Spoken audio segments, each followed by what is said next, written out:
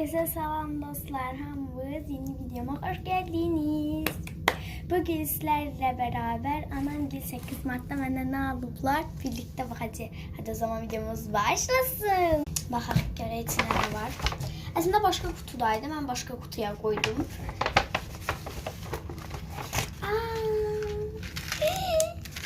Bakın.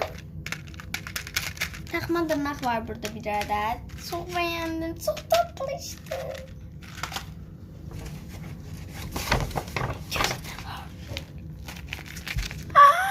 Ben buna bayılırım. Açar. Yoksa açarım. Bu nedir? Böyle bir şey çıktı. Bu ne? Açar. Wow. Çok güzeldi.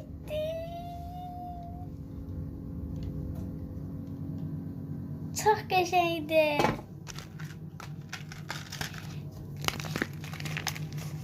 Benim anamla atamın aldığı 8 Mart münasibətilə mənə aldıqları hediyə bu qədər. Sizə öpürəm.